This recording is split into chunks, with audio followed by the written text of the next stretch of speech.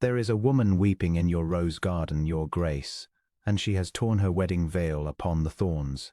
The steward said it plainly, the way he said everything, and Corwin, Duke of Quenby, set down his pen and did not immediately answer, because he had learned long ago that the first thing a man says in surprise is rarely the thing he means. Beyond the tall windows of Quenby Hall, the duning lay gold across the terrace, and somewhere below, where the old roses climbed the south wall, someone was breaking apart in a garden that had known nothing louder than bees for a very great many years. He rose. He was a tall man, broad through the shoulder, dark of hair, and the servants who had grown grey in his service still lowered their eyes a little when he moved, as though power were a weather that passed through a room. But he did not feel powerful now. He felt, walking down the wide stone stair and out into the sinking light, a strange and unfamiliar reluctance, as a man feels who is about to see a thing he will not be able to unsee. She was kneeling among the roses in a gown the colour of new cream, and her dark hair had come loose of its pins on one side, and the veil, a long fall of oniton lace worth more than a labourer earned in a year, hung snagged upon the thorns above her like a torn sail. She was not making a great noise. That was the thing that undid him. A woman who wept loudly wept to be heard. This one wept as though she had gone somewhere no hearing could reach, her shoulders moving in a small tight rhythm, one gloved hand pressed hard against her mouth to hold the sound in. "Madam," Corwin said. She went still all at once, like a hare that hears the hound. Then she lifted her face, and he saw that she was young, 3 or 4 and 20, no more, and that she had been beautiful before grief had wrung her out, and that she was, in this moment, mortally ashamed. She scrambled to rise, caught her heel in her hem, and would have fallen had he not stepped forward and taken her arm above the elbow, a firm and impersonal grip, the sort a man uses to steady a stranger. "Forgive me," she said. Her voice was low and had a crack in the middle of it. "Forgive me, sir. I did not know whose garden this was. I climbed the wall. I have ruined your roses. I will pay for the—" And then she seemed to hear how absurd it was, a jilted woman offering to pay for trampled flowers, and she pressed her lips together and looked away. And the shame in her was so complete that Corwin, who had faced 2 duels and a battlefield and the death of everyone he had ever loved, found that he could not bear it. "You have not ruined them," he said. "Roses are hardier than they look. Sit." There was a stone bench beneath the wall. He did not release her arm until she had sunk onto it. Then he stepped back to a courteous distance and put his hands behind him and waited, because he had also learned long ago that a person who has been shattered cannot be questioned. They can only be given room and time and the small mercy of a witness who does not flinch. "You are the Duke," she said at last, not looking at him. "The Duke of Quenby. I have heard, James, they say," she stopped. "They say a great many things," Corwin agreed. "Most of them uncharitable and most of them true. What is your name?" "Meriel," she said. "Meriel Pruitt." I was to have been married the day after tomorrow," she laughed, a small terrible sound with no humour anywhere in it. "The banns are reed. The breakfast is ordered. My mother has spent a fortune we do not have.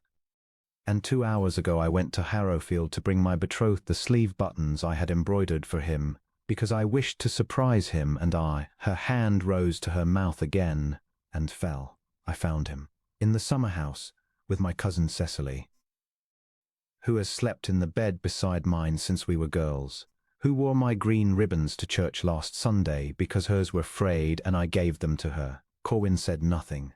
There was nothing to say that would not be an insult in its smallness. He did not even trouble to be sorry. Meriel went on, and now the words came faster, as though a dam had given. "That is the part I cannot." Percival looked at me over her shoulder, and do you know what he said? He said, "Well, this is awkward," as though I had come at a poor moment to a card party, and Cecily laughed.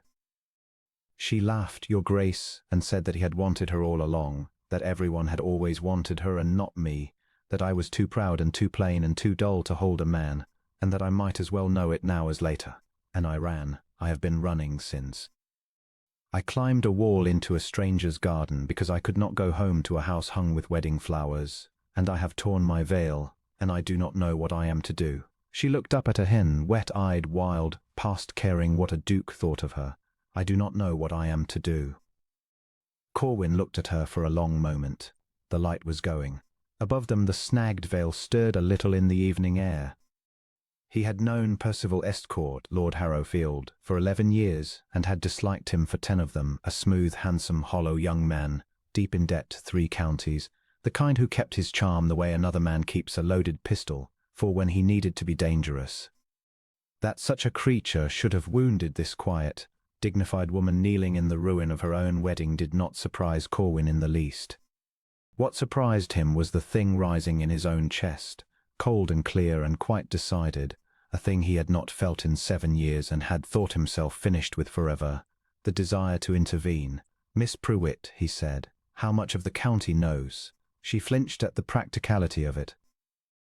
"All of it, by tomorrow. Cecily will see to that.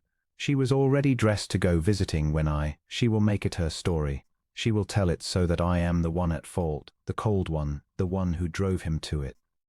She always could tell a story. Muriel wiped her face with the back of her glove, an ungraceful gesture, and the ungracefulness of it moved him more than any elegance could have. "By Sunday I shall be the jilted Pruitt girl, the one no one will have, and my mother will have to sell the little we have left to pay for a wedding that is not to happen, and my father is 3 years dead and cannot forbid any of it. So you see, I know exactly what is to become of me. I only do not know how to bear it." Corwin turned and looked at his roses white in the failing light, climbing the old grey wall his grandfather had built. He had come home to Quenby 7 years ago to bury a wife and a stillborn son in the same week. And he had shut the doors of the great house behind him and let the county say what it liked. That the Duke of Quenby was cold, was cruel, was mad with grief, was a man who had let his own wife die of neglect, which was a lie so vicious he had never troubled to answer it. He had built a wall around himself as high as the one his grandfather had built around the roses, and he had lived behind it, and he had told himself he preferred it. And a woman he had never met had climbed over it 2 hours after her whole life had ended, and was sitting on his grandfather's bench, and the sight of her had reached into the walled place and taken hold of something he had believed long dead. He did not examine the feeling. He was not, at heart, a man who examined his feelings. He acted and understood himself afterward, sometimes years afterward. He turned back to her. "There is a way to bear it," he said, "if you are brave enough. I will tell you what it is, and you will think me mad, and you may refuse me, and I will send you home in my own carriage with a maid and no one the wiser, and that will be the end of it. But hear me first." Muriel Pruitt looked up at the Duke of Quenby, and something in the level dark of his eyes made her go quiet, and she folded her torn glove in her lap and waited. "A ruined woman," Corwin said, "is only ruined so long as there is no one greater than her ruiners to say otherwise. Tomorrow your cousin means to tell the county a story in which you are pitiable. I propose to tell it a different one. I propose that we announce, before she can open her mouth, that Miss Muriel Pruitt did not lose Lord Harrowfield at all, that she refused him weeks ago upon discovering his character, and that she is to marry me." The garden was very still. A bee, late abroad, blundered against the roses and went droning off. "You do not know me," Muriel whispered. "No," Corwin agreed. "And you do not know me, and every rumour you have heard of me is grim, and most of them are. I am not offering you a love match, madam, for I have none in me to give. I buried that 7 years ago with my wife and would not deceive you into thinking otherwise. I am offering you my name, which is old and hated and utterly beyond the reach of a girl like your cousin. I am offering you a house you may live in as you please, and a fortune you may never want for, and a wall so high that no whisper in this county will ever climb it. You would be a duchess. And Cecily Pruitt would spend the rest of her small life explaining to everyone she meets how it came to pass that the woman she called plain and dull married a duke, while she herself married a man drowning in debt who will hate her within the year." He paused. "I do not say it to be cruel. I say it because it is true, and because I think you have earned the right to hear a true thing after the day you have had." Muriel stared at him. The tears had stopped. In their place had come a kind of stunned, wary stillness, the stillness of a creature that has been struck so often it no longer trusts a kindness. "Why?" she said. "Why would you do such a thing for a stranger who climbed your wall?" And Corwin, Duke of Quenby, who did not examine his own heart, found for once that he could not answer honestly.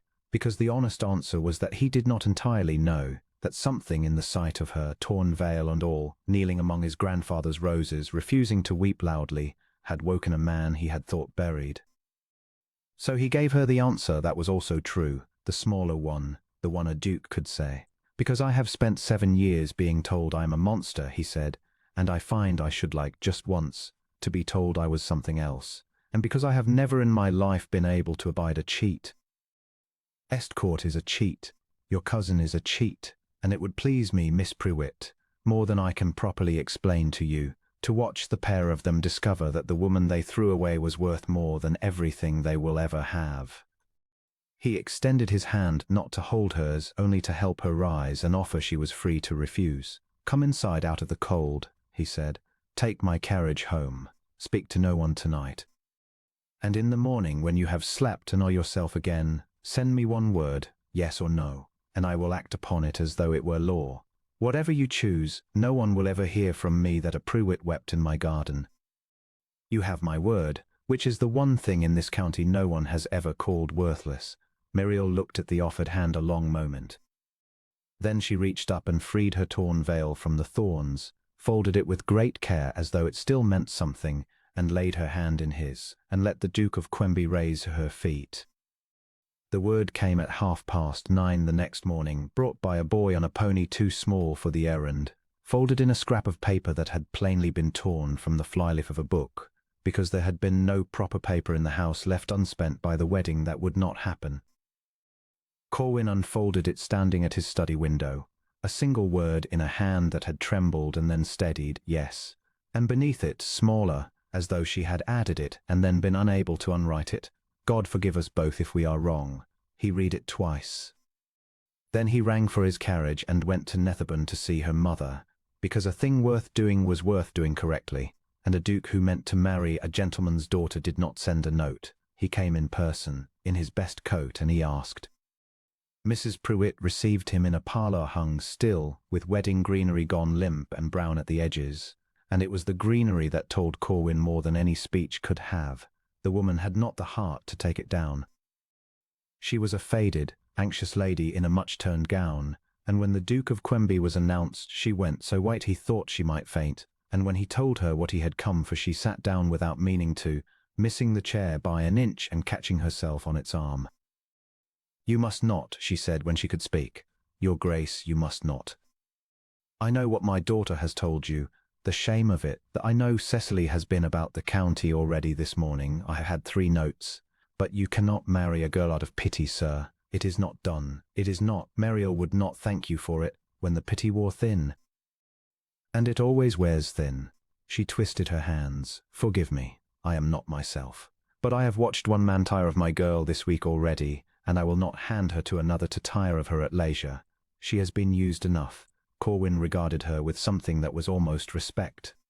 It was not what he had expected, a poor woman refusing a duke, and he had learned to attend closely to what he did not expect. Madam, he said, you are quite right that a woman should not be married out of pity, and I honour you for saying so to my face, which few in this county would dare. So let me be plain, as I was plain with your daughter. I do not pity Miss Prewitt. Pity is a small, warm, cowardly thing, and I am not much given to it. I respect her. Yesterday she was betrayed in the cruelest way one person may betray another, and she did not scream, and she did not faint, and she did not lie about it, and she offered to pay me for the roses she had trampled climbing into my garden to hide her grief where no one could see it. That is not a woman to be pitied. That is a woman with more dignity in her torn glove than her betrothed has in his whole silk-lined person. I want that dignity in my house. I have been 7 years without anything in my house worth looking at, and I find I have grown tired of it. He paused. I will not pretend it is a love match.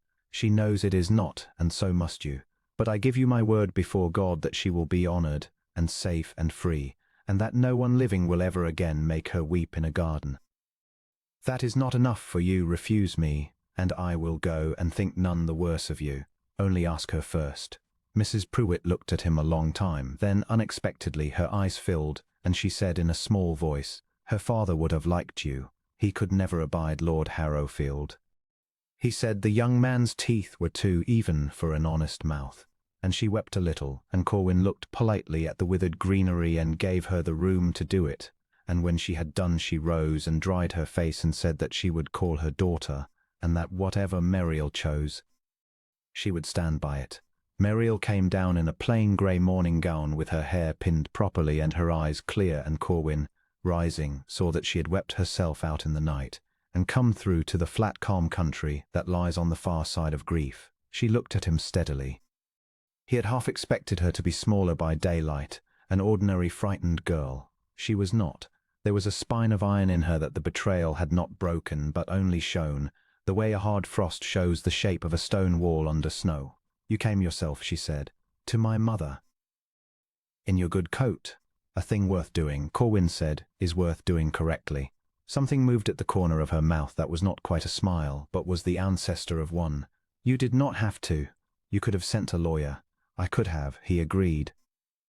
"I have found that most of the misery in this world is caused by men who sent a lawyer where they ought to have gone themselves. Miss Pruitt, do you hold to your word?" "You may not. The night gives a person second thoughts, and second thoughts are often wiser than the first. If you wish to unsay it now, and I will go home and no harm done." She was quiet for a moment. Outside, faintly, the church bells of Netherbourne rang the half-hour, the same bells that were to have rung her married tomorrow, and would not now, and she heard them, and he watched her hear them, and watched her not flinch. "I hold to it," she said. "But I will say a true thing to you, since you have been so free with true things to me, and I think we had better begin as we mean to go on. I am not marrying you because I have been swept off my feet, your grace. I have not. I am marrying you because you are the one door out of a burning house, and I am not too proud to walk through a door, because I did not choose the house. I will be a good wife to you. I will run your house, and honor your name, and never shame you, and never lie to you. But I will not pretend to a feeling I do not have, and I will thank you never to pretend one to me. If we are to be honest, let us be honest all the way down." Corwin looked at her, and felt absurdly the beginning of a thing he had not felt in 7 years, a kind of warmth, low and unwilling, at being met so squarely by another person who did not fear him. "Miss Pruitt," he said, "I believe that is the most sensible speech I have ever heard from a lady, and I have heard a great many ladies speak. We are agreed, honest all the way down." He inclined his head. "I will send my lawyer to your mother this afternoon, not in my place, but in addition to my having come, to settle upon you and upon her an income that will make the word jilted meaningless. Whatever befalls between us, that income is yours and hers, and cannot be taken from you, not even by me. I will not have you feel yourself in a cage. A cage makes a person do desperate things, and I have had enough of desperation for one lifetime." He saw the words land. He saw her understand what he had just done, that he had, in a single sentence, made her free of him even as he married her, had given her the one thing a betrayed woman needs above all others, which is the certainty that she can never again be wholly at another's mercy. She looked at him then in a new way, not with warmth, not yet, but with the beginning of trust, which is a rarer and more valuable thing than warmth and takes far longer to earn. "Then I will marry you," Muriel said. "Thank you, your grace." "Corwin," he said, "if we are to be honest all the way down, you had better call me by my name, at least in private. I have not heard it spoken kindly in a very long time." They were married 11 days later, by special license in the small stone chapel at Quenby, with the June light coming green and gold through the old glass, and it was as unlike the wedding she had planned as one thing may be unlike another. There was no crowd. There was Muriel's mother, weeping quietly and happily. There was Corwin's aged steward and his housekeeper, and a scattering of tenants who had come out of curiosity to see the Duke of Quenby take a bride, and had stayed out of a slow astonishment at the way he looked at her. Corwin himself would not have described the way he looked at her, because he was not aware of it. A man is the last to know what his own face is doing. The old housekeeper, Mrs. Fenn, who had held him as a boy and washed his dead wife's body 7 years before, saw it, and pressed her handkerchief to her mouth, and thought, he has come back. Wherever he has been these 7 years, he has come back. Muriel wore not the cream gown of her ruined wedding, that had gone to the fire, she told him later, the very night she came home, but a new one of dove-grey silk that Corwin had ordered from the town without being asked, guessing at her size and getting it very nearly right. And when she came up the short aisle on no one's arm, because her father was dead and she would take no substitute, she walked alone and unashamed, and Corwin, watching her come, thought that he had never in his life seen anyone walk with such straight-backed courage toward a thing they did not love, and that it was, in its own way, more beautiful than love. He took her hand at the altar. It did not tremble. He said his vows in the low, clear voice that had made hardened men uneasy across a card table, and he meant every word, though he had told her and told himself that he offered no love. And when the old parson pronounced them man and wife, the bells of Quenby rang out over the valley, bells that had not rung for anything in 7 years, and the tenants cheered, uncertainly at first, and then with real gladness, and the new Duchess of Quenby stood in the green gold light with her hand in her husband's and did not weep, and neither did he.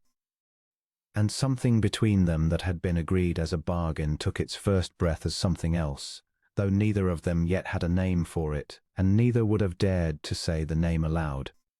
12 miles off in the fine cold rooms of Harrowfield, Cicely Pruitt heard the Quenby bells on the wind and did not know what they meant, and asked Percival, who did not know either, and neither of them thought of Muriel at all.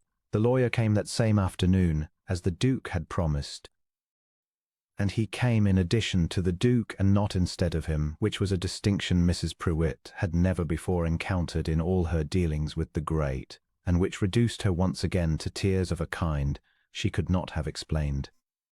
He was a dry, spectacled, precise man named Mr. Coldstream, who had served the Quenby family for 30 years and had not once in that time known his master to do a foolish thing, and who had listened to his instructions that morning with a face carefully emptied of all opinion. For the Duke's instructions had been these: to settle upon the future Duchess, absolutely and irrevocably, an income of £800 a year, secured against the entailed lands, payable to her alone and beyond the reach of her husband, of his heirs, of any creditor, and of any court, and to settle upon her mother a further 200 on the same terms for her natural life. Mr. Coldstream had ventured once to point out that this was an unusual arrangement, that a wife's fortune ordinarily passed to her husband's control, that his Grace was in effect making his own bride independent of him. And the Duke had looked at him with those level, dark eyes and said, "That is precisely what I am doing, Coldstream. Draw it up." And Mr. Coldstream had drawn it up. Now, in the faded parlour at Netherbourne with the withered wedding greenery still hanging, he laid the papers before the two women and read them out in his dry, precise voice, and when he had finished there was a silence, and then Muriel said, slowly, "I do not understand. This makes me free of him, even as I marry him. If he tired of me, if he cast me off tomorrow, I should still have this." "Just so, Your Grace, that is Miss Pruitt," said Mr. Coldstream, permitting himself the small liberty of the coming title. His Grace was most particular. He said, and I quote him exactly, that he would not have you feel yourself in a cage, because a cage makes a person do desperate things. I confess I did not perfectly follow his meaning, but those were his words.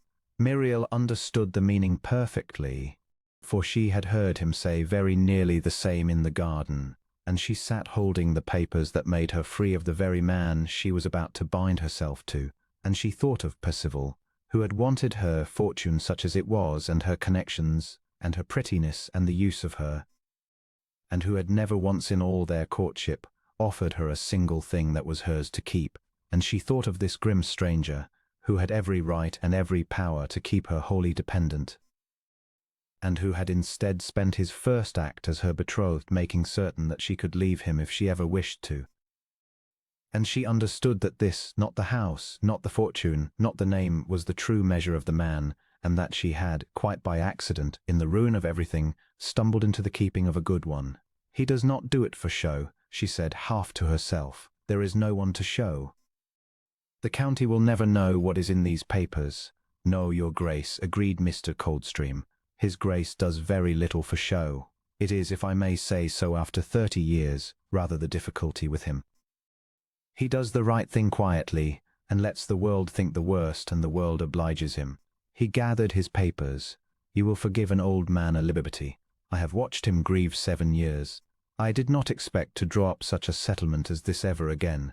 I find I am glad to have done it. That is all. And he bowed, and went, and Mrs. Prewitt wept, and Muriel sat very still and looked at the withered greenery and felt, for the first time since she had climbed a garden wall, something that was not despair and was not yet hope, but was the sturdy quiet ground on which hope might one day be built. That evening she took down the wedding greenery herself, every scrap of it, and burned it in the parlour grate, and burned with it, last of all, the cream-coloured gown she had meant to be married in, watching the fine silk blacken and curl, and she did not weep for it. She stood by the fire until it was ash, and then she went up to the little room she had slept in all her life, the room where the second bed, Cecily's bed, in the years the cousins had shared it, still stood made and empty, and she looked at that empty bed a long time. Then she pulled it apart and folded the linen, and had the frame taken away in the morning, so that there should be no more room in her life for the ghost of the girl who had betrayed her. It was, in its small way, the first free act of the rest of her life, and it was the Duke of Quenby who had made it possible, giving her, in dry legal ink, the one thing no one had ever given her before, the certainty that she would never again be wholly at anyone's mercy.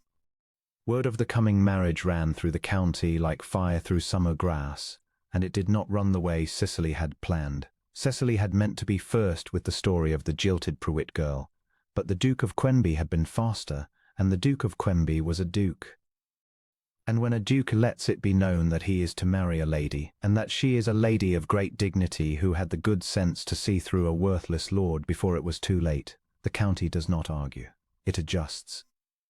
It had spent 7 years afraid of the master of Quenby, and it was not about to begin contradicting him now over the reputation of a girl most of them had barely noticed. So the story turned, in the space of a week, entirely inside out.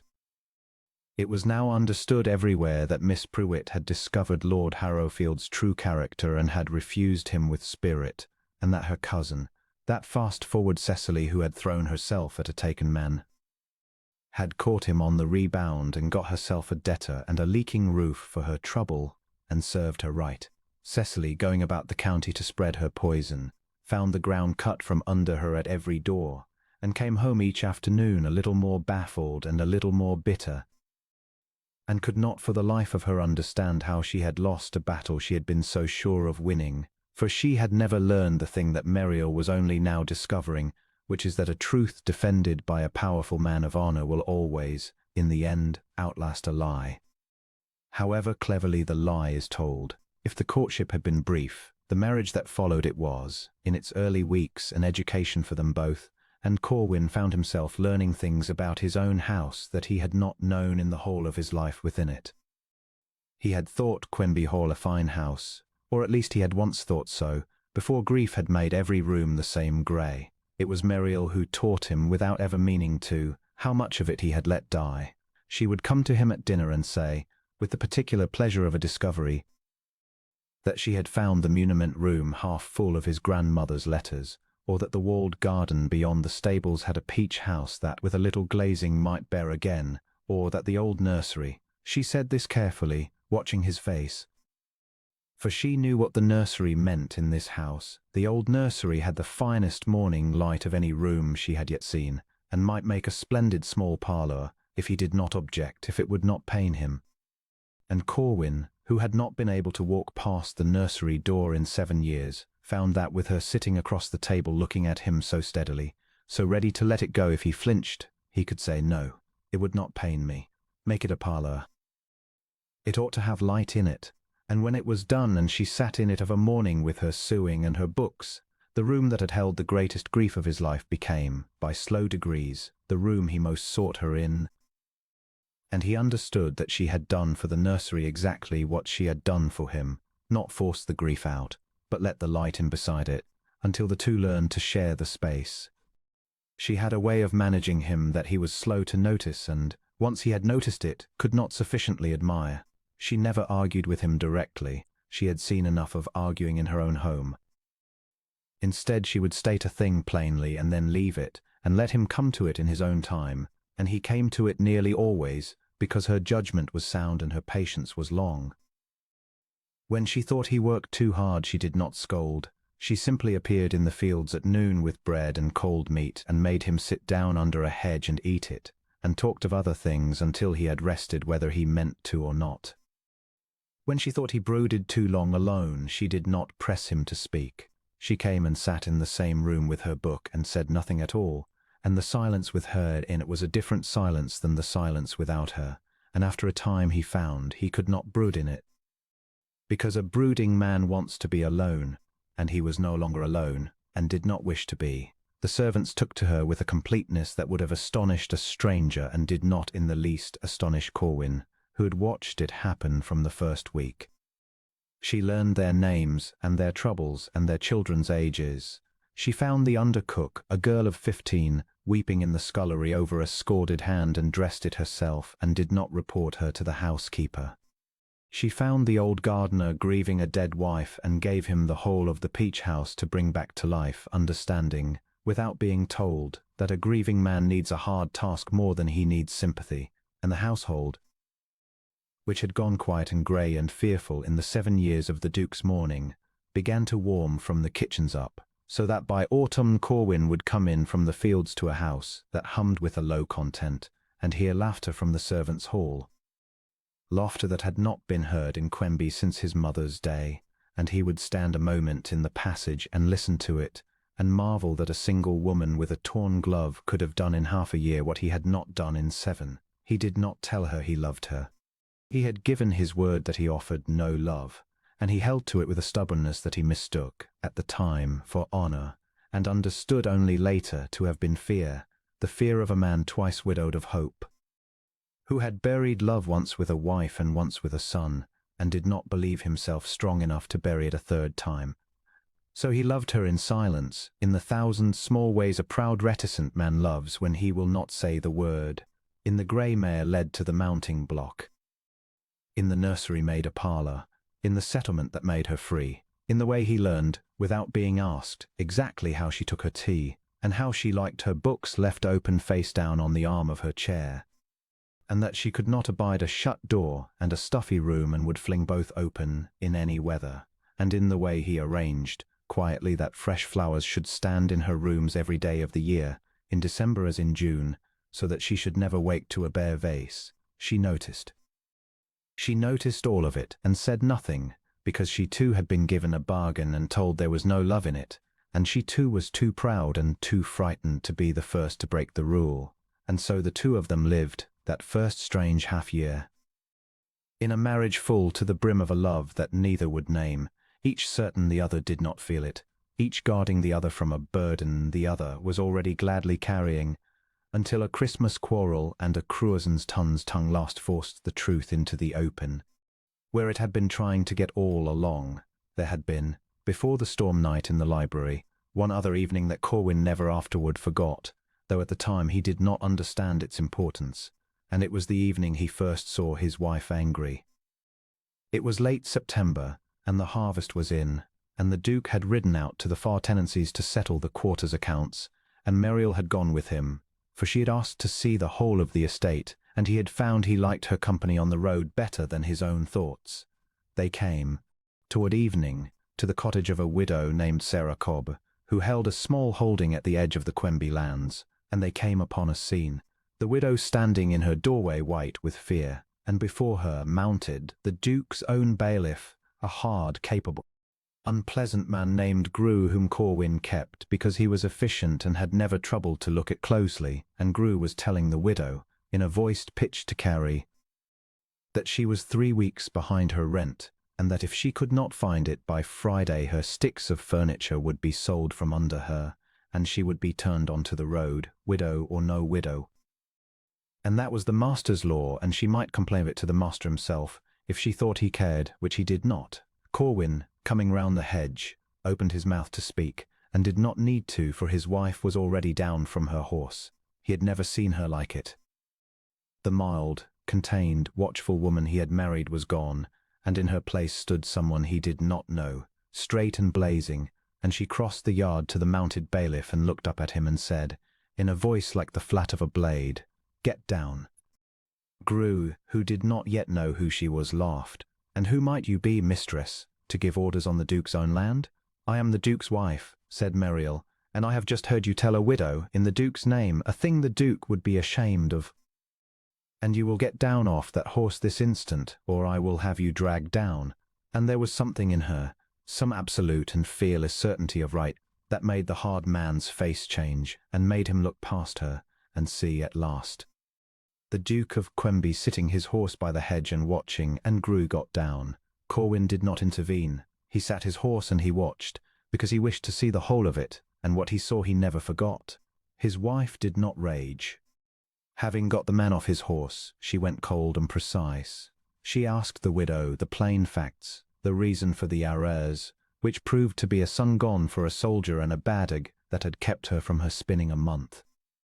She asked Gru how many other tenants he had done so in the master's name without the master's knowledge, and Gru, sweating now, would not say, which was answer enough. And then she turned to the widow and said quietly, "You owe nothing. The arrears are forgiven. You were ill, and illness is not a crime, whatever this man told you. And you will never be spoken to so again on this land by him or by any other, and if you are, you will send to the hall for me directly." And then she turned back to Gru, and she did not shout, and it was the not shouting that made it terrible. "You have used the Duke's name to frighten the weak and line your own credit with the strong. I do not know yet how much you have stolen, but my husband's man of business will, before the week is out. You will not be here on Friday. You will be gone tonight." And she looked once at Corwin, a look that asked nothing and assumed everything, and Corwin, from his horse, said only, "You heard the Duchess, Gru. Be gone tonight," and it was done. They rode home in the dusk, and for a long while neither spoke, and then Meriel said, in a small voice, the fire quite gone out of her, "I have overstepped. He was your servant, and I dismissed him without asking you, in front of a tenant. I am sorry. I could not. I saw that woman's face, and I could not bear it. It was the face I should have had if you had not come. A woman with nowhere to go and no one to speak for her. I could not sit and watch it, but I should have asked you first. I will try to remember, another time, that it is your house."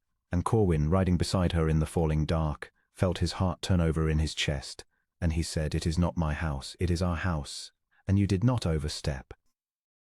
You did the thing I should have done years ago and did not, because I was too sunk in my own grief to see what was being done in my name.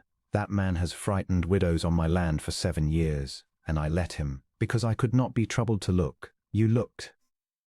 You have done me a greater service today than any steward in my life, and you have done it, I think, because you know exactly what it is to be a woman with nowhere to go.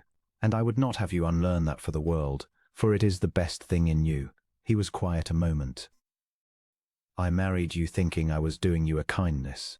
I am beginning to understand that I had it entirely backward." She looked across at him in the dusk and did not answer, but he saw her face change and something soften in it, and he thought, though he did not yet dare to name the thought, that he had never in his life wanted anything so much as he wanted, in that moment, to close the little distance between their 2 horses and take her hand. And he did not, because he had given his word, and so they rode home in a silence that was full to bursting with the thing neither would say. And it was not many weeks after that that she came to him in the library on the night of the storm.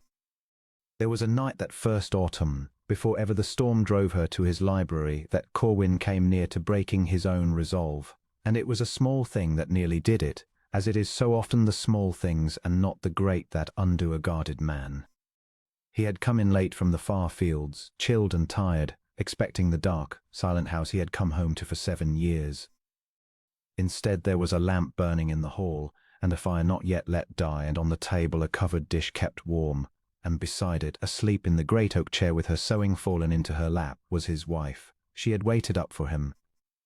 No one had waited up for the Duke of Quenby in the whole of his adult life. His first wife had kept her own hours, and his father before her had held that a man who could find his own way to bed in the dark deserved to stumble. And here was Meriel, worn out with a day's work, asleep in a hard chair by a dying fire, because she had not wished him to come home to a cold hearth and a dark hole, and had not liked to say so, and had meant, he understood, to slip away to bed before he found her at it, and had been too tired and had failed. He stood in the doorway a long moment and looked at her, and felt the resolve he had made, the promise of no love, the careful distance, the bowing overhand at her chamber door, bending him like a green branch under snow. He crossed the hall very quietly. He did not wake her. He knelt and lifted the fallen sewing from her lap and set it aside, and drew his own coat off and laid it over her, and knelt there a moment more in the firelight, close enough to see the faint blue shadow of tiredness beneath her eyes, and the small frown she wore even in sleep, as though she were solving some problem in her dreams. And he thought that he had never in his life seen anything he wished so much to protect, and that he was in the gravest danger, and that he did not, God help him, care. She stirred and half woke and looked up at him without alarm. She was never afraid of him, not from the first, and that fearlessness was half of what had undone him, and murmured, still mostly asleep, "You are home. Good. I could not rest until you were. There is a dish kept warm." And then she slept again, trusting as a child, and Corwin knelt in the firelight over his sleeping wife and understood, with a clarity that frightened him, that he loved her, not gratefully, not fondly, not as a man values a good and useful helpmeet, but wholly and helplessly, in the way that leaves a man no place to hide, and that he had loved her, if he were honest, since the evening she offered to pay him for the roses, and that he had promised her a marriage without it, and could not now unpromise, and must therefore carry it alone and in silence, and let her never know, because to burden a betrayed woman with an unwanted love seemed to him the act of a scoundrel, and whatever else he was not that. So he rose and banked the fire so it would not die, and left the lamp burning low, and went to his own cold rooms at the far end of the gallery, and lay awake a long while listening to the wind, and in the morning he thanked her, gravely and correctly, for the kept dish, and said nothing of the coat, which she had found over her on waking, and had folded and returned to his man without a word, and neither of them spoke of the night at all, and it went into the growing store of things they did not say, the store that grew heavier and sweeter with every week, until it could not be carried any longer and spilled over at last in the gold drawing-room at Christmas. It was strange to him, afterward, looking back, how long they had both borne it, how two grown people sharing a house and a table and a name, honest with each other in all things, but the one thing that mattered most, had each guarded the other so carefully from a love the other was already carrying. He came to think it was the injuries they had suffered that did it, that a man who has buried his heart twice, and a woman who has had hers thrown in her face and laughed at, do not lightly hand those hearts to anyone again, and hold them back not from coldness, but from a wound so deep it has taught them to expect the worst. They had each looked at the other and thought, surely not. Surely such a person could not love such a one as me. The Duke certain his grimness and his grief made him unlovable, the Duchess certain her plainness and her shame made her unwanted, and each had been wrong, and each had guarded the other's peace at the cost of their own, and it was, when he came to understand it, the most foolish and the most tender thing he had ever been a party to, and he loved her the more for having been foolish in exactly the same way as he. They laughed about it in later years, how near they had come to spending a whole life in the same house, loving and never saying, two proud wounded creatures too gallant to speak, and how it had taken a spiteful cousin's cruelty to jar the truth loose at last, so that they owed, in a manner of speaking, their whole happiness to the very people who had tried hardest to prevent it. "We should send Cecily a fruit basket," Muriel said once, gravely, and Corwin had laughed until the old dog woke and barked at him, for it was true in its dreadful way. Had Percival been faithful, Muriel would have married him and been miserable. Had Cecily held her tongue that Christmas, the two of them at Quenby might have gone on in their careful silence for years. The cruel in trying to ruin her had made her, and that, Muriel said, was the best revenge of all, better than any the Duke had devised with his mortgages and his lawyers. That the very people who had thrown her away had, without ever meaning to, handed her the one man in England who would spend his whole life proving how wrong they had been to do it. The first weeks of the marriage were, by the standards of the wider world, a peculiar arrangement, and Corwin was aware of it and did not mind. They lived under one roof and dined at one table and were, in every legal and public sense, husband and wife. And yet each night he saw her to the door of her own apartments, the great gold chambers that had been his mother's, aired and warmed and filled with fresh flowers by his order before ever she arrived, and bowed over her hand, and went to his own rooms at the far end of the long gallery. And that was all. He had told her he offered no love, and he was a man who kept his word even when he had begun, privately and against his will, to wish he had promised otherwise, for she was not what he had expected of her. He had expected a grateful, quiet dependent who would keep to the small rooms of the house and be no trouble. Instead, the Duchess of Quenby took hold of the great neglected house within a fortnight the way a good captain takes hold of a drifting ship. She was up before the servants, going through storerooms that had not been opened in years. She found the linen presses full of moth and had them turned out and mended. She found the still room shut and dark and had it swept and stocked and set the maids to drying herbs again. She discovered that old Mrs. Fenn had been quietly running the whole establishment on failing eyes and a proud refusal to admit it, and instead of pensioning her off, she sat with her an hour each morning and learned the house from her, so that the old woman felt herself needed rather than replaced, and would have walked into the sea for the new Duchess by Michaelmas. Corwin watched all of this from a distance, with a growing and carefully hidden astonishment. He had lived 7 years in a house he thought of as a mausoleum, and now, room by room, the mausoleum was becoming a home, and he had not asked her to do it, and she did not do it for praise. When he thanked her once, awkwardly, for the difference in the place, she looked genuinely surprised. "I am only doing my part of the bargain," she said. "You gave me a house wants keeping. I would rather be of use than be an ornament, your grace, Corwin. I have had enough of being looked at to last me." And she went back to her ledgers, and he stood in the doorway a moment longer than he meant to, looking at the bent dark head over the accounts, and went away disturbed in a manner he could not name. He learned her by degrees, as one learns a country one has come to live in. He learned that she read late into the night, and that her taste ran to travels and to history, and not at all to the novels her cousin had devoured.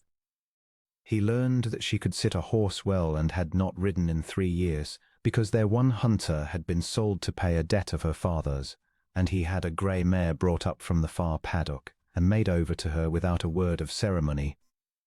Simply led it to the mounting block one morning and put the reins in her hand, and the look on her face when she gathered them was worth more to him than the mare. He learned that she had a temper, banked deep and rarely shown, and that it showed only ever on behalf of someone weaker than herself.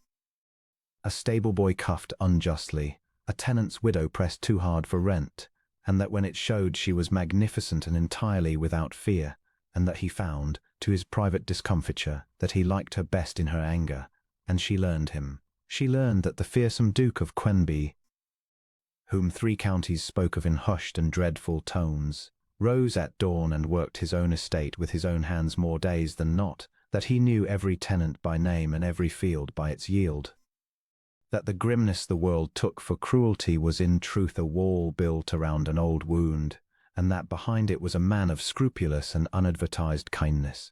She learned that he never spoke of his first wife, and she did not ask, and that he never went into the East Wing, and she'd not go there either, and that once a month he rode alone before light and came back after dark with mud to his knees, and did not say where he had been, and she did not ask that either, and he was grateful to her for not asking, more grateful than he could say, for the whole county had spent 7 years asking, and she alone let him keep his silence.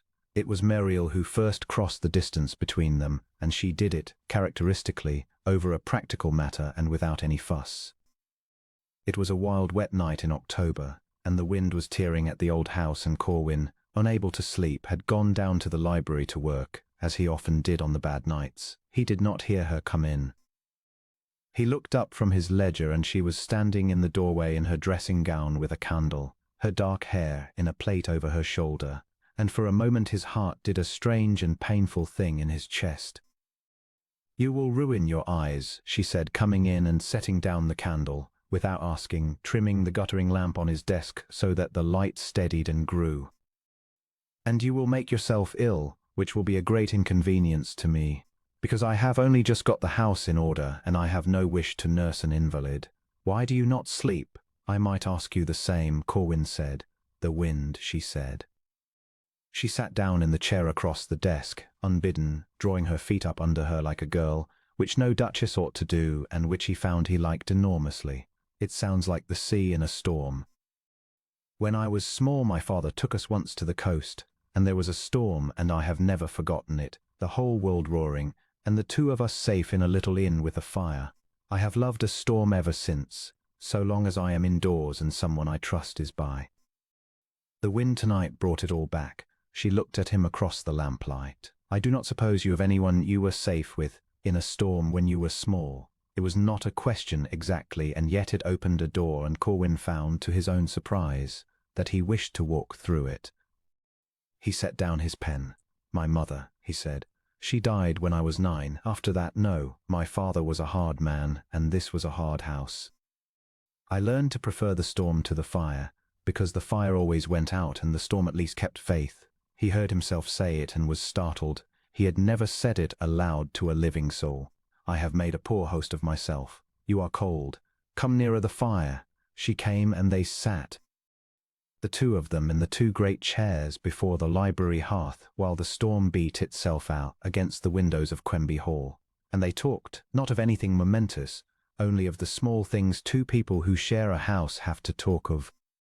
The tenants and the harvest and a book she was reading and a horse he was breaking, and yet Corwin knew, sitting there, that something momentous was happening under the smallness of it, the way a great river runs, deep and quiet under a still surface.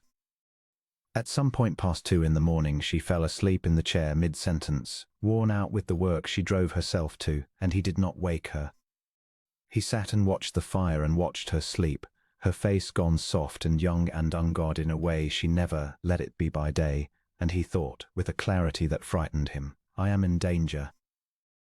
I told her I had no love to give, and I meant it, and I was wrong, and if I am not very careful I am going to break my own word to a woman who has already been betrayed once, and I do not think I could forgive myself for that. So he was careful.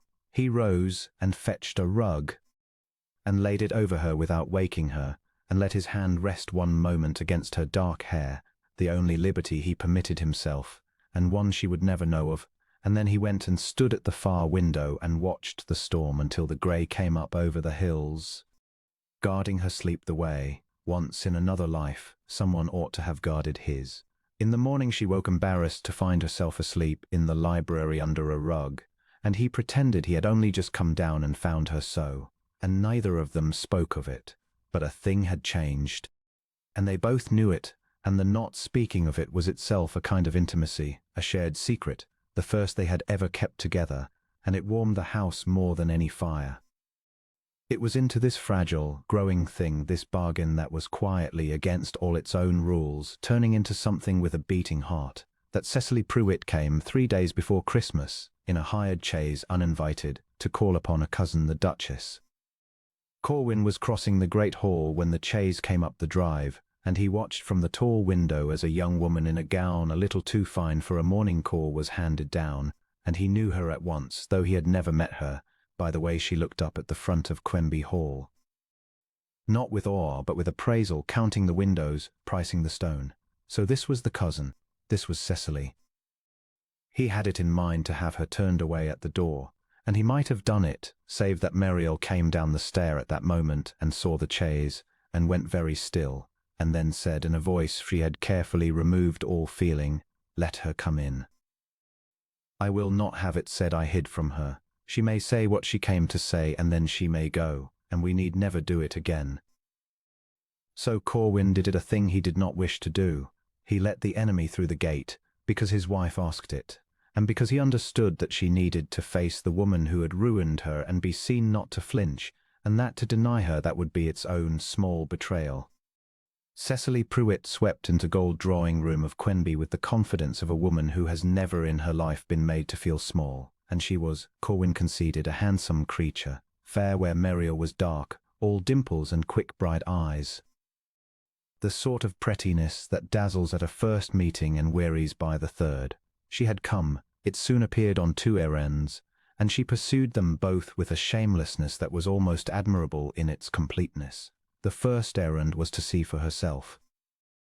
She had heard, of course, that plain dull Muriel had somehow snared a duke, and she had not believed it, and she had come to look, and the looking clearly discomposed her. The great house, the liveried servants, the cousin she had called dull moving through it all as its unquestioned mistress. Cecily covered her discomposure with a stream of bright chatter, exclaiming over the rooms, the plate, the pictures, in a way that was meant to sound like admiration, and was in fact a careful inventory of everything she did not have and had believed she deserved. The second errand emerged more slowly, wrapped in sighs. Marriage to Percival, it developed, had not been all that Cecily had hoped. Harrowfield was cold, and the roof leaked, and the servants were surly for want of wages, and Percival— here Cecily's pretty eyes filled with practiced tears. Percival was not kind. He gambled. He was often from home. He had, Cecily hinted, a temper. She had been so young, so foolish. She had been swept away. She saw now that she had made a terrible mistake, and she had come to her dear cousin, her dearest Muriel, whom she had always loved, always, whatever unkind things had been said in the heat of a bad moment. She had come to beg forgiveness and to ask. Since Muriel was now so very grandly placed, whether the Duke might not see his way to relieving Percival's most pressing debts, purely as a kindness, purely between family, for the sake of the old days when they were girls together. Corwin, standing by the window with his hands behind his back, marvelled at it. He had known grasping people and cruel people and people who lied, but he had rarely seen the three qualities combined with such perfect unself-consciousness. Cecily did not seem to know she was doing anything monstrous. She had come to the woman she had destroyed and asked her, in the same breath as her apology, to pay her destroyer's debts, and she plainly expected to be thanked for the compliment of asking. He looked at his wife. Muriel had listened to all of it with her hands folded in her lap and her face composed, and when Cecily at last ran down, breathless, dabbing at her eyes, the Duchess of Quenby was quiet for a moment. Then she said, in a voice that was gentle and terrible, "Cecily, look at me, not at the room. At me."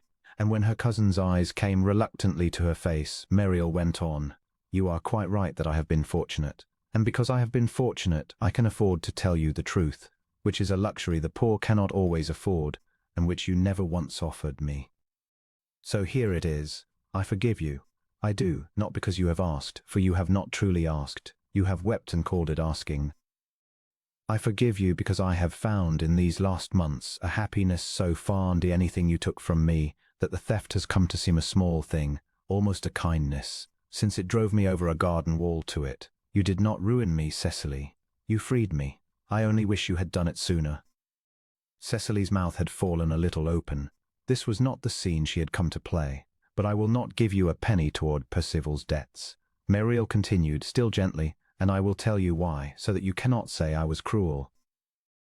When you and Percival betrayed me, you did not do it in ignorance. You knew I loved him. You knew my mother had spent what little we had. You knew, and you laughed. A person who is truly sorry does not come 3 days before Christmas to ask her wronged cousin for money. She comes empty-handed, asking nothing, and she stays away if she is refused. You have come with your hand out. That is not repentance. That is only the same hunger that took Percival from me. Turn now toward my husband's purse, and I will not feed it. I wish you well, cousin. I wish you truly well. I hope one day you learn what it is to want something and not simply to take it. But you will not be received at Quenby again, and my husband's money you will never touch. Now, I think your chaise is waiting." There was a silence in the gold room. Outside, the December light lay thin on the snow, and Cecily Prewitt, cornered, humiliated, seeing her errand fail, did the thing that people of her kind always do at last when charm has failed them. She turned cruel. The dimples vanished. The tears dried in an instant, as tears will that were never real. She stood, and her pretty face went hard and small, and she said, in a low, venomous rush, "Oh, you think you have won. Look at you, playing the great lady, doling out forgiveness like a bishop. But I know what this is, Muriel. Everyone knows. He did not choose you. Nobody chooses you. He took you in out of pity, to spite Percival. Because they have hated each other for years. You were a stick to beat a rival with, nothing more. Do you imagine a man like the Duke of Quenby loves you? He buried a wife he adored, and he has never looked at another woman in 7 years, and you think he looks at you. You, who could not even hold Percival? He tolerates you. He is too proud to say so. But the day will come when he tires of his charity, and on that day you will remember that I told you the truth when everyone else was too polite, and you will wish, "That will do," said Corwin. He had not raised his voice. He almost never raised his voice. He had learned young that the quietest man in a room is the one the room fears. But something in the two words dropped the temperature of the whole apartment, and Cecily's tirade died in her throat, and she turned, having half forgotten he was there, and found the Duke of Quenby looking at her, and went white. He crossed the room slowly. He did not hurry. He stopped a courteous distance from her, and he looked down at her from his considerable height, and when he spoke it was with the terrible mildness of a man who has decided to tell a hard truth to someone who has never had one told to her. "You have said, madam, that no one chooses your cousin. Permit me to correct you, since you set such store by the truth this morning. I chose her, not out of pity. I have very little pity, ask anyone in 3 counties. Not to spite your husband, though I grant you it is a pleasant incidental. I chose her because in 11 days of her company I saw more honor, more courage, and more plain human worth than I had seen in the whole of the 7 years before she climbed my wall, and because I would rather have her keeping of my house and my name than any other woman's in England. Yours emphatically included." He paused. "You have said that I do not look at her. Madam, I have not been able to look at anything else since June, and has been the great inconvenience of my life, and I would not trade 1 hour of that inconvenience for a decade of the peace I had before. You came here to tell my wife she is unloved. You have instead provoked me into confessing, in front of a servant and a footman and the pair of us, a thing I had not yet found the courage to say to her plainly, so I suppose I must thank you. It is the only good thing you have ever done her, and you did it by accident, trying to wound. That is rather the whole of your character in one gesture, is it not? Good day. Fen will see you to your chaise." And Cecily Pruitt, white to the lips, undone, unmasked, fled, and Corwin turned. In the ringing silence she left behind her, to find his wife staring at him with her lips parted and her eyes very bright, having heard, in the middle of a quarrel with her cousin, the thing that neither of them had ever dared to say. For a long moment neither of them spoke. The footman had the sense to withdraw. The fire settled in the grate. Snow ticked against the windows. "You should not have had to hear it that way," Corwin said at last. He found he could not quite meet her eyes. He who stared down magistrates and money-lenders stood in his own drawing-room like a boy who has broken a window. "I had meant to say it to you properly, or not at all, preferably not at all. It seemed to me a poor return for your trust, to promise you a marriage without love, and then to burden you with a love you never asked for and cannot be expected to return. You married a door out of a burning house. You did not marry a heart, I know that. I have known it every day. I only ask that you will not let it distress you. Nothing need change. I will not press you, I will, Corwin." He stopped. Muriel had crossed the room. She was standing very close to him now, closer than she had ever stood, and she was looking up at him with an expression he had never seen on her face, the weary arm gone out of it, and something open and trembling in its place. "You great fool," she said, and her voice shook. "You impossible, honorable, blind man. Do you truly imagine you have been carrying this alone?" She laughed, and it broke in the middle. "I fell asleep in your library because it is the only room in England where I feel safe. I drive the servants mad reordering a house that was perfectly wretched before I came because I want it to be worthy of you, because I wanted you to walk through your own rooms and feel, for once, that someone had cared. I sat up half the nights of October waiting to hear you come in from your work so I might know you were safe, and then crept to bed before you found me at it. I told you I would not pretend to a feeling I did not have, and I have not pretended, Corwin. I have hidden. Because you told me you had no love to give, and I would not for the world have burdened you with mine, and so I locked it up and told myself a bargain was enough. And it was not enough. It has not been enough for months. Tears stood in her eyes and did not fall. I did not marry a door. I thought I had. But somewhere between June and now I stopped and I looked at the man who had held the door and she could not finish it. She did not need to. Corwin, Duke of Quenby, who had not touched another human being in tenderness for 7 years, reached out with a hand that was not entirely steady and cupped her face, and she turned her cheek into his palm the way a cold thing turns toward a fire, and he bent his dark head and kissed her, carefully, reverently, as a man kisses something he has waited half a lifetime for and cannot yet believe he is allowed, and she rose up on her toes and kissed him back without any care at all, and the last wall in the hall of Quenby Hall came down, quietly, in a gold drawing room 3 days before Christmas, with the snow falling outside. When at last they drew apart, she was laughing and weeping at once, and he was smiling, an expression so rare on his face that Mrs. Fenn, glimpsing it from the hall as she passed, had to stop and steady herself against the wall. "I should have said it in June," Corwin murmured, his forehead against hers. "I knew it in June, God help me, when you offered to pay me for the roses. I have been a coward these 6 months, who am supposed to be the most frightening man in 3 counties." "You are the least frightening man I have ever known," Muriel said, "and I will thank you never to let it be generally known, or your reputation is ruined and half your bargaining advantage with it." And he laughed aloud, a real laugh, rusty with disuse. And the sound of it rang through the old house like a bell, and every servant who heard it looked up, and understood, and went quietly about their work with lighter hearts, for they had loved him through all the grim years, and had prayed for exactly this without ever daring to hope for it. That Christmas was the happiest that Quenby Hall had known in living memory. Corwin had let the season pass unmarked for 7 years, found the house transformed under his wife's hand, greenery on every mantel, a great fire in the hall, the tenants brought up on Christmas Eve for the old feast his mother had kept and his father had abolished. He watched Muriel move among his people, learning their names, holding their children. Tennant's small daughter fell asleep against her shoulder by the fire, and Corwin, watching his wife's face bent over the sleeping child, felt something in his chest that was almost too large to hold. A grief and a hope so tangled he could not tell them apart.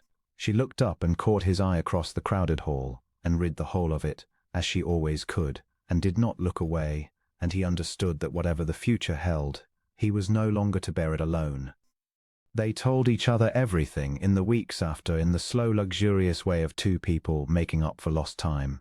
He took her at last into the East Wing, and showed her the portrait of the first Duchess, a gentle, sickly-looking girl, painted young, and told her, in a low voice, of the marriage his father had arranged for money, of the wife he had come to be fond of, but had never loved, of the child that had killed them both, and of the 7 years of guilt in which he had convinced himself he was a monster, because he had not been able to grieve as loudly as the county thought he should, and Muriel did not offer him comfort, because she understood he did not want comfort. She offered him company, sitting beside him on the dust-sheeted sofa, her hand in his, letting him say the unsayable things to another living soul at last. And when he was done, she said only, "You are not a monster, Corwin. You are a man who was starved of love so long he forgot he could feel it. I know, because I was the same, and we have cured each other, and that is the whole of the mystery." And he found that it was. He had the East Wing opened and aired after that, the dust sheets taken up, the first Duchess's portrait moved to a place of honor in the long gallery rather than shut away in the dark. Not to forget her, Muriel said, but to stop being afraid of her, which is a different thing. And the house, which had been half shut for 7 years, stood open at last from end to end, and the light came into every room. So the winter passed, and the spring came, and the white roses budded again on the south wall, where a torn veil had once hung in the thorns, and Corwin and Muriel were, quietly and completely happy. They did not speak of Cecily. They did not need to.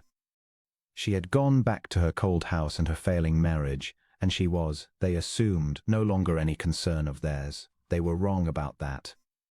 The spring that followed their first Christmas was the sweetest season of Corwin's life, and he knew it even as he lived it, which is a rare thing, for most men know their happy seasons only in looking back. He had loved before, or thought he had. He had been fond of his first wife and dutiful, and had grieved her honestly, but he had not known until Muriel what it was to love a person who loved him back with open eyes, knowing the worst of him and choosing him anyway.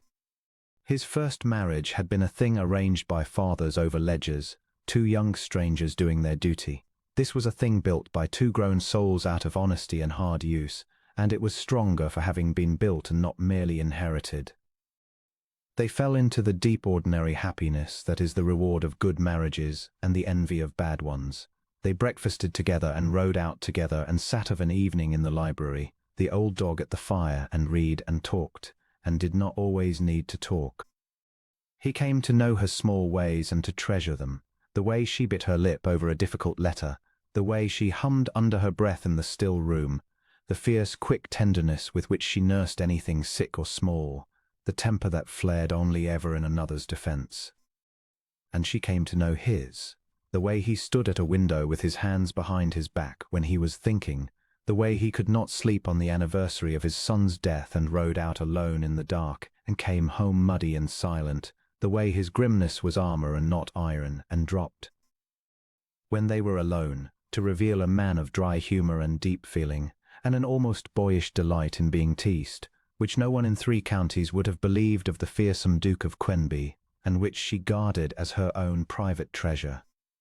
He told her, one evening, the whole of the story of his father, the cold, exacting man who had ruled Quenby like a fortress, who had beaten the softness out of a 9-year-old boy in the year his mother died, who had taught him that feeling was weakness, and that a duke's business was to be feared.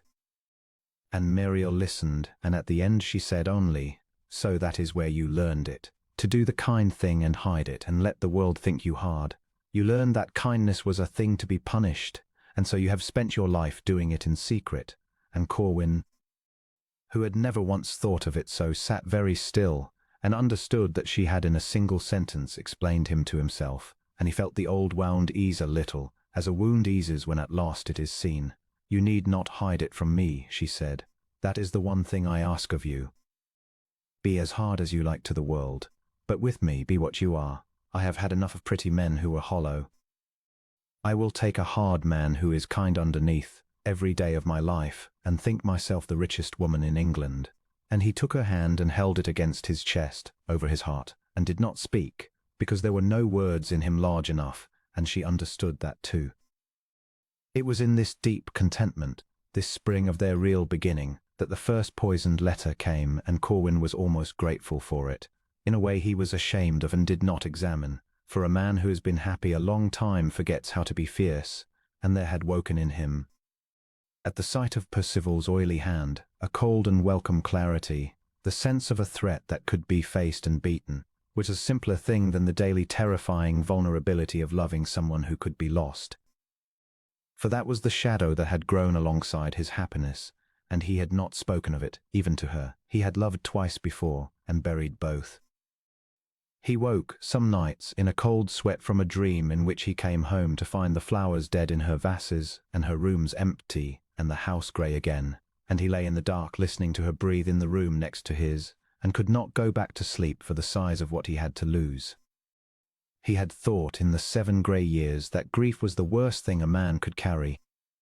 He had learned, in one happy spring, that there was a heavier thing, and it was joy, because joy could be taken, and the more of it a man had, the more he stood to lose, and there was no wall high enough to keep out the thief that comes for everyone in the end.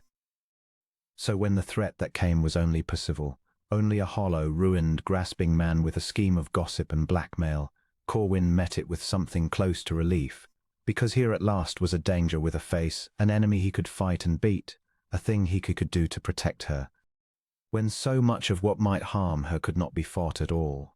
And he set about the beating of it with a cold, methodical thoroughness that had in it, though he did not fully know this himself, the whole of his terror and his tenderness both. Every mortgage he bought and every testimony he gathered was, underneath, a wall he was building around the one thing left in the world that he could not bear to lose. Muriel, watching him work through those grim spring weeks, saw more than he knew. She saw not a man taking revenge, but a man defending a treasure, and she loved him for it past all speaking, and she made only one condition on the whole campaign, and she made it early, before he had gone too far to draw back. "Whatever you do to them," she said, one night in the library, laying her hand over the drawer where the bought debts lay, "do not become them. Percival ruined me for money and Cecily for spite, and they are small and cold, and I am done being afraid of them. But if you crush them out of hatred, Corwin, then they will have made you small too, and I could not bear to watch it. Beat them. Take away their power to hurt us forever. But leave them their lives, and do it out of justice and not out of rage, because I did not marry a man who ruins people, and I will not have them turn you into one. Promise me." And he had looked at her a long moment, and seen that she was right, and that he had been. In the black clarity of his fury, in some danger of forgetting it, and he said, "I promise." And he kept the promise, and it was that promise, more than any mortgage, that shaped the terrible, merciful justice he finally dealt in the gold drawing room in June.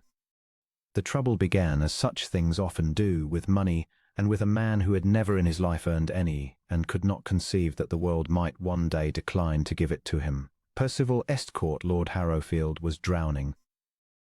The debts that had been merely deep at his wedding had, in a year of continued play and continued neglect, become fathomless.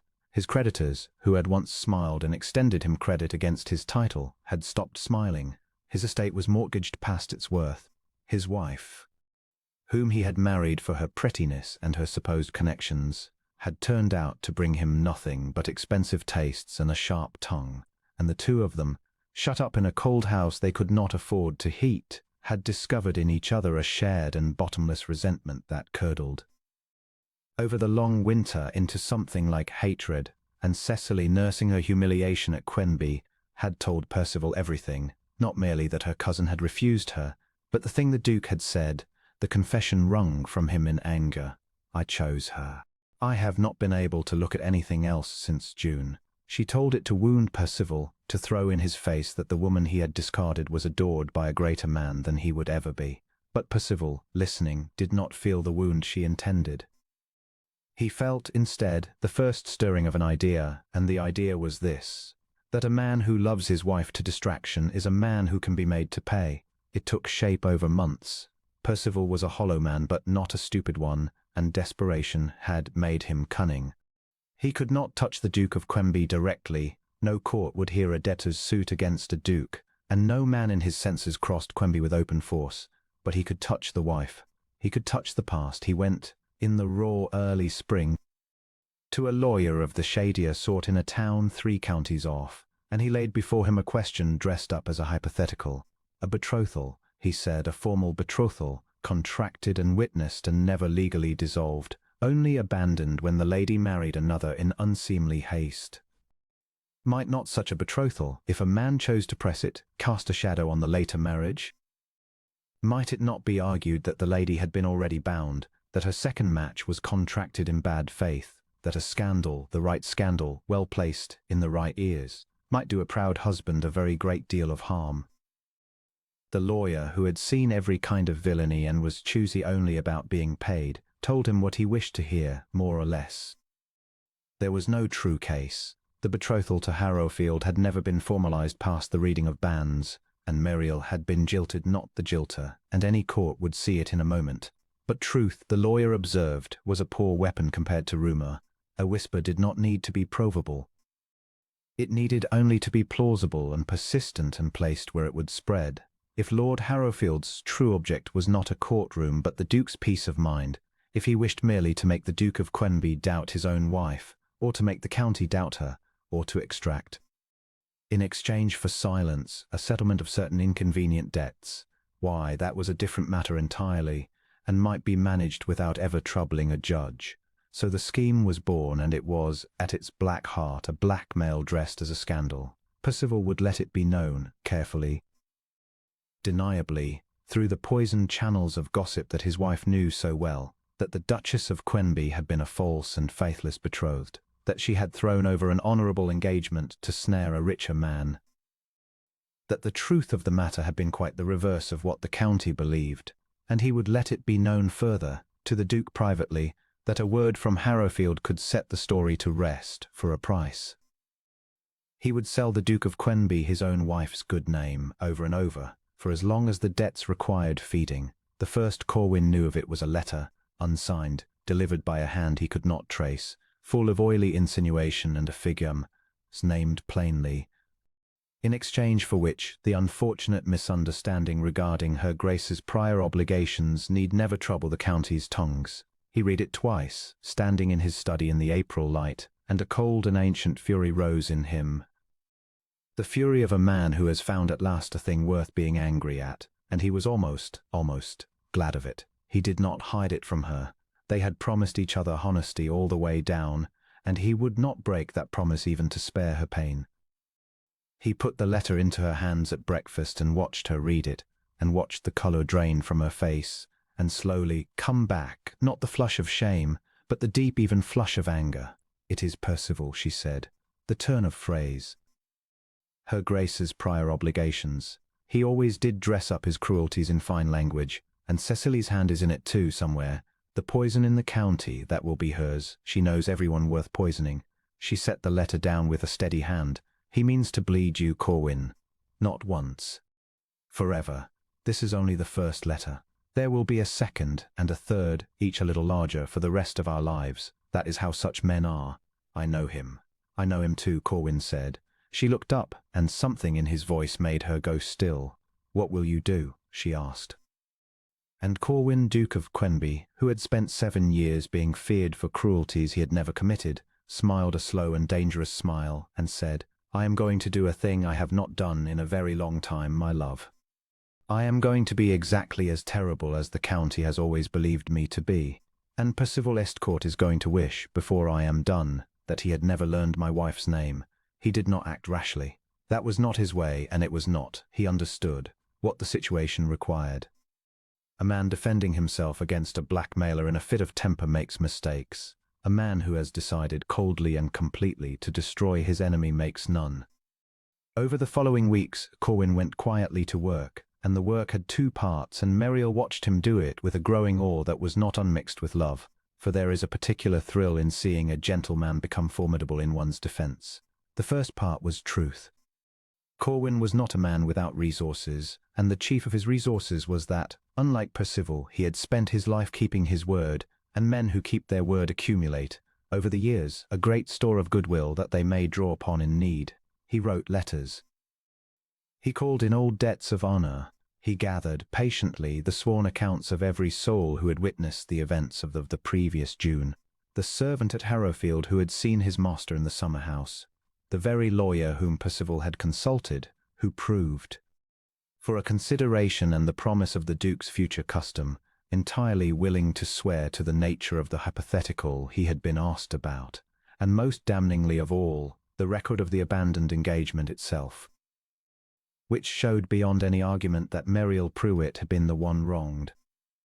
He built, in short, a wall of documented truth so high and so solid that no whisper could ever climb it, the same thing he had promised her in the garden, a wall around her name, only now made real in ink and sworn testimony. The second part was money, not paid but pursued. For while Percival had been hunting the Duke of Quenby's weakness, the Duke of Quenby had been quietly buying up Lord Harrowfield's debts. It was a thing quietly done, through agents and men of business who did not use the Quenby name, and it took the better part of 2 months. And by the end of it the Duke of Quenby held in a locked drawer of his study the mortgages of Harrowfield, the notes of hand from 3 counties' worth of creditors, the whole vast tangled debt of Percival Estcourt's ruined life. Most of it. For pennies on the pound from creditors who had long since despaired of ever seeing their money, and were glad to be quit of it. Percival, who imagined himself the hunter, had become, without knowing it, wholly and completely owned by the man he was trying to blackmail. Every roof over his head, every acre under his feet, every coat on his back was now the Duke of Quenby's to call in whenever he chose. Corwin let a second letter come, and a third, each bolder than the last, each naming a larger sum. He let Percival believe the scheme was working, that the great Duke was frightened, that the money was coming. He let him spend on credit against the settlement he was sure of. And then, on a bright morning in June, a year almost to the day, since a woman had wept in his roses, Corwin sent his own reply, and it was an invitation. Lord and Lady Harrowfield were requested to wait upon the Duke and Duchess of Quenby, to discuss the matter of her Grace's prior obligations, and certain accounts, at their mutual convenience. Percival read it as a surrender. He came the next day, and he brought Cecily, and the 2 of them dressed in their best and rode up the long drive to Quenby Hall in the borrowed confidence of people who believe they have won. Corwin received them in the great gold drawing-room, the same room in which Cecily had once told his wife she was unloved. He received them standing with Muriel beside him, the Duchess of Quenby in dove-grey silk, calm, her hand resting lightly in the crook of her husband's arm, a portrait of exactly the serene and unassailable happiness that Percival had come to threaten. There were papers on the long table. There was a lawyer in the corner.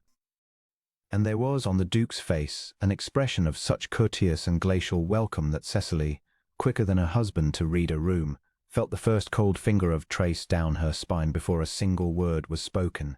Percival did not read it.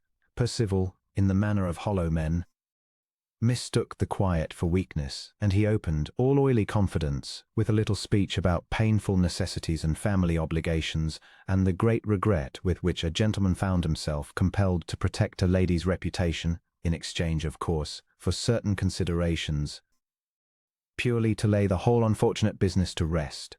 Corwin let him finish. He was in no hurry. When Percival had run down, the Duke of Quenby was silent for a moment, and then he said, pleasantly, "Are you quite done? Good. Then I will speak, and you will listen, and I advise you to listen very closely, Harrowfield, because your entire future turns upon the next several minutes, and you have not yet understood that." He gestured the papers on the table. "You came here," Corwin said, "to sell me my wife's good name. Let me first return your merchandise, since it was never yours to sell." And he laid before them, one by one, the sworn testimonies, the servant, the lawyer, the record of the engagement, the whole documented, unassailable truth. There is no scandal, Harrowfield. There never was. Every soul who witnessed the events of last June has now sworn to them in writing, including the lawyer you consulted in the matter, who found my custom more valuable than yours. Whisper what you like. The moment you do, this truth goes to every house in 3 counties over my own name, and the county learns not that my wife was faithless, but that Lord Harrowfield, having betrayed his betrothed with her own cousin and been publicly cast off, attempted a year later to blackmail a duke over it.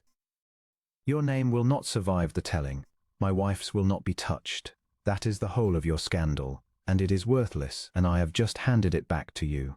Percival had gone grey. Cecily had gone very still.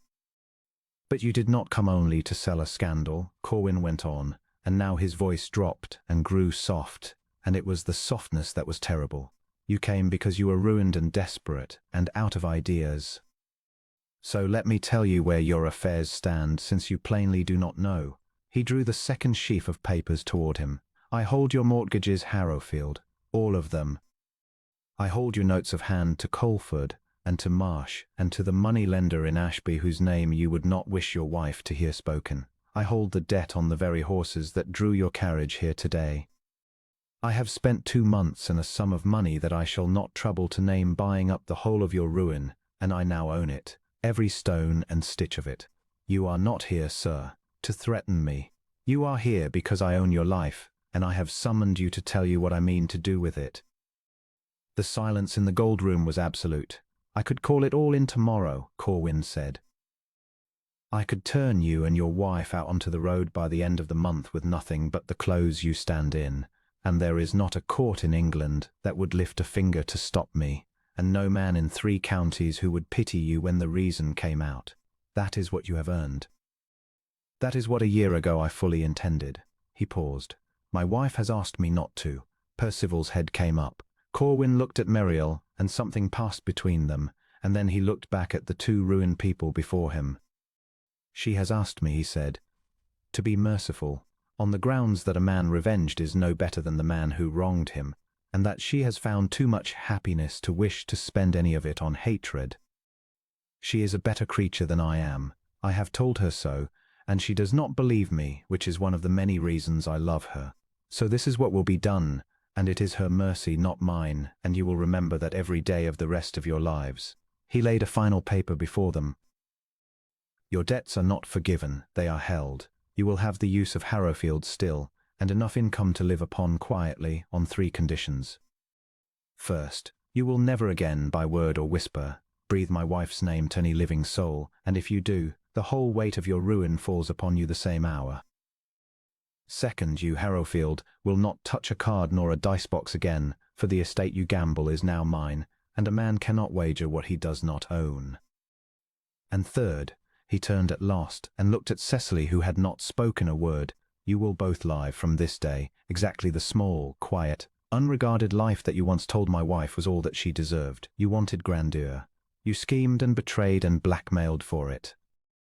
And you will spend the rest of your days in a cold house on a modest allowance, watching from a distance while the woman you threw away lives, in the sight of the whole county, the great and honored life that you believed was owing to you.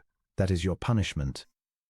It is the cruelest one I could devise, and I devised it carefully, and it is precisely just. You will have to watch her be happy, forever. Now go home." They went. There was nothing else they could do. Cecily paused at the door, some last poison half formed on her lips, but she met the level gaze of her cousin, the Duchess of Quenby, and found there no triumph to feed on, only a calm and settled pity, and it silenced her more completely than any cruelty could have. She went out into the June morning a smaller woman than she had come, and the great door of Quenby closed behind her, and she was never received there again. When they were gone, Mariel let out a long breath and leaned her forehead against her husband's shoulder, and Corwin put his arms around her and held her, there in the gold room where a wall had once come down between them. "Was I too hard?" he asked quietly. "You may tell me if I was." "Honest all the way down." "No," she said, against his coat. "You were merciful, and you disguised it as cruelty so that they would feel the weight of it, which is a very strange and particular kindness, and I do not think another man in England would have thought of it. You let them live. You only would not let them win." She drew back and looked up at him, and her eyes were wet and shining. "I did not marry a door, Corwin. I want you to know that I know it. I climbed a wall by accident, and I found the only man alive who could have made me whole, and every day I thank whatever it was, grief or chance or God, that drove me over it. It was the roses," Corwin said gravely. "I have always maintained they were a good investment." And she laughed, and he kissed her, and outside the tall windows the white roses were in bloom along the south wall. They lived long, and they lived well, and the great house that had been a mausoleum became, in the years that followed, the warmest and most open in the county, its doors flung wide at Christmas, its rooms full of light. Corwin, Duke of Quenby, who had once been the most feared man in 3 counties, became instead its most beloved, and did not much mind the loss of terror, for he found he preferred to be loved, having learned late but thoroughly how it was done. And beside him always was the dark-haired Duchess who had climbed his garden wall in the ruin of one life, without knowing it, walked into the hole of another, who had planned a perfect wedding and lost it, and been given in its place by a man in a good coat who came himself rather than sending a lawyer, a thing far better than perfection, which is a love that was chosen freely, tested by fire, and found, all the way down, to be true. The years that followed were kind to Quenby, and the county, which is a slow creature but not a stupid one, watched the change come over the great house on the hill, and drew its own conclusions. For a long while the county had told itself the story it preferred, that the fearsome Duke of Quenby had taken a jilted nobody out of some cold whim of his own, to spite a rival, and that the marriage would cool as such marriages do. But the years would not cooperate with the story. Year on year the county saw the Duke of Quenby ride to church beside his Duchess with an ease upon him that no one who remembered the grey years could account for. It saw the hall thrown open at Christmas, the tenants feasted, the poor of 3 parishes fed at the Duchess's own order. It saw the Duke, who had once passed a neighbour on the road with a nod like a blow, stop his horse to ask after a sick child, and remember the child's name a fortnight later and send broth. It saw a hard man grow gentle, not weak but gentle, the way a river grows gentle where it broadens, losing none of its depth, and the county understood at last that it had been wrong about him for a very long time, that the grimness had been grief, and the coldness a wall, and that behind both there had always been the man his wife had found, and that she had not been given the man. She had, by loving him, given him back to himself. They were slow to speak of it, in the way of country people, but they came round. The old women who had crossed themselves at the mention of Quenby now spoke of the Duchess with a proprietary fondness, as though they had discovered her themselves. The men who had feared the Duke now trusted his word above any bond, and brought their disputes to him for judgment and abided by it. And when, in the 3rd year of the marriage, the Duchess of Quenby was safely delivered of a son, a dark-haired, red-faced, roaring boy who took one look at the world and bellowed his opinion of it, the bells of Quenby rang out over the valley as they had rung on the wedding day, and this time the whole county cheered without any uncertainty at all, and the celebration lasted 3 days, and the Duke of Quenby was seen by more than one astonished witness, to carry his infant son out onto the terrace himself in the June light and hold him up to see the white roses on the south wall, and to say something to the child too low to be heard, and to be, quite plainly and without any shame at all, the happiest man in England. He had feared it, of course.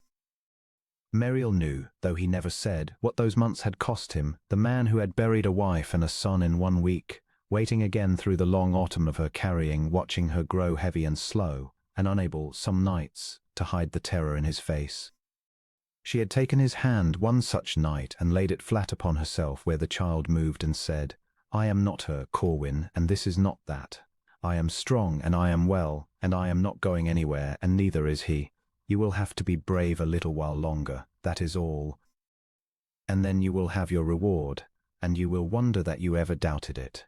And she had been right, as she was so often right, and when at last the boy was born, and she lay tired and triumphant with the child at her breast and looked up at her husband, she had seen the last of the old fear go out of him, replaced by a thing so full it could only spill over, and he had knelt beside the bed and put his forehead against her shoulder and wept, the second man in that room to raise his voice.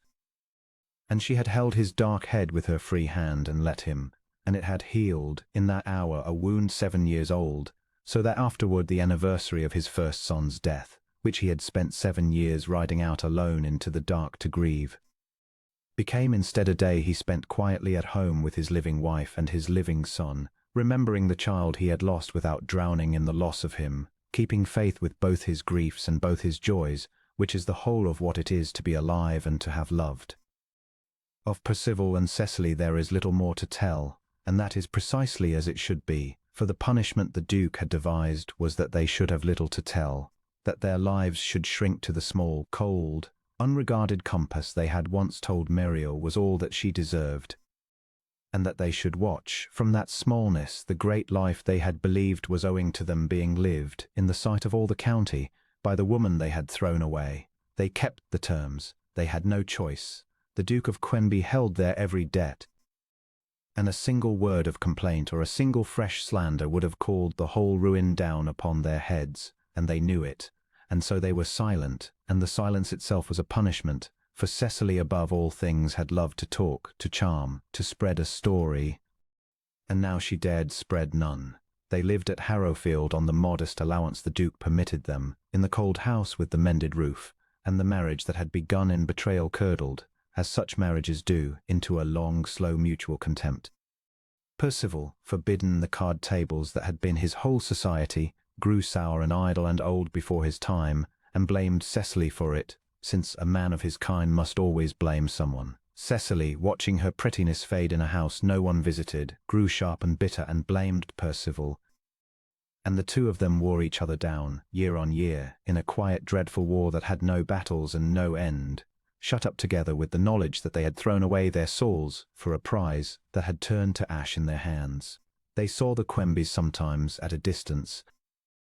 At the county assemblies they could still just afford to attend, saw the Duke and Duchess enter a room and watch it turn toward them, saw the ease and the love plain between them, saw the Duchess kind to everyone and grand to no one, saw the county that had once been so ready to pity her now half in love with her.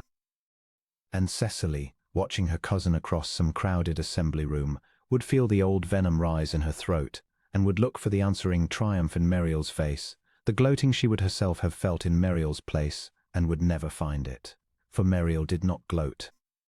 When their eyes met across a room, as they did once or twice a year, the Duchess of Quenby would incline her head, gravely and without malice, in the small civil greeting one gives a distant relation, and then turn back to her own life, and it was that. The simple fact that Muriel had grown so far beyond her that she no longer even needed to hate her, that was the bitterest draught of all, and Cecily drank it year on year, and it did not kill her, and it did not improve her, and it was, as the Duke had promised, precisely and terribly just. Once, in the 5th year, Cecily wrote to Muriel, a long letter ink-blotted that took her a week to write and that she nearly burned a dozen times. It did not ask for money, she had learned that much, in a roundabout, half-strangled way, for something harder to give and harder to name. It said that she was unhappy. It said that she had thought often, in her cold house of the years when they had been girls together and had shared a bed and told each other everything, before the world had turned them into what they were. It said that she did not expect forgiveness and did not deserve it, and then, in the last line, unable to help herself even now, it asked for it anyway. Muriel read it twice and sat a long while with it in her lap, in the morning parlour that had once been the nursery, with the good light on her, and her son at her feet with a wooden horse. Then she took up her pen and wrote back, and her letter was short, and it was kind, and it was final. She wrote that she had forgiven Cecily long ago, truly forgiven her not as a favour but as a fact, because a person cannot carry a grudge and a joy in the same two hands, and she had chosen the joy. She wrote that she wished Cecily well, sincerely and without reservation, and hoped she might one day find some quiet peace. But she wrote also that they could not be to each other what they had once been, that too much had been broken to be mended, and that it would be a cruelty, not a kindness, to pretend otherwise, that the girls who had shared a bed were gone, and that the women they had become could not be friends, and that this was not punishment but only truth, the same plain Muriel had offered her once before in a gold drawing-room, and that she offered again, now not to wound but because it was owed. She signed it with her love, and meant it, and sealed it, and sent it, and never heard from Cecily again, and she felt, sending it, not triumph and not grief, but a great quiet, the quiet of a door gently and finally closed on a cold room, so that all the warmth might stay in the rooms where the living lived, and live they did. The white roses bloomed each June along the south wall where a torn veil had once hung in the thorns, and beneath them, as the years went by, more than one small dark head bent to smell them, for the roaring boy got a sister, and then another, and Quenby Hall, which had stood half shut and silent for 7 grey years, rang from end to end with the noise of a full and happy house. Corwin grew grey at the temples and did not mind it. He had feared, once, that he had no love in him to give. He learned, over 20 years, that he had a store of it so deep he had never found the bottom, and that it only ever wanted someone brave enough to climb the wall he had built and go looking for it.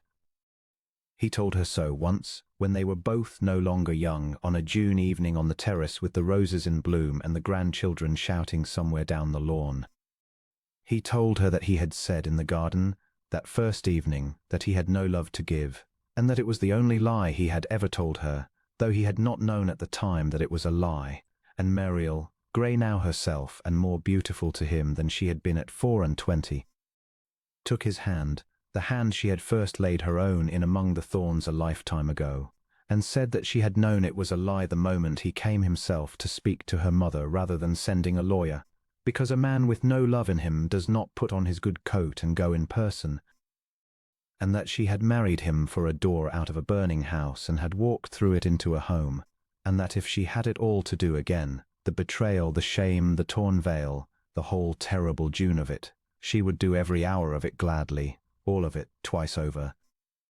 For the sake of the garden it had driven her into and the man she had found there, and Corwin, Duke of Quenby, who had once been the most feared man in 3 counties, and was now only the most loved man in 1, drew his wife against him under the white roses in the falling gold light, and did not answer her in words, because after all those years he had learned that the truest things do not need them, and the bells of the little chapel below rang the hour across the quiet valley, and neither of them, hearing them, thought of Cecily Pruitt at all.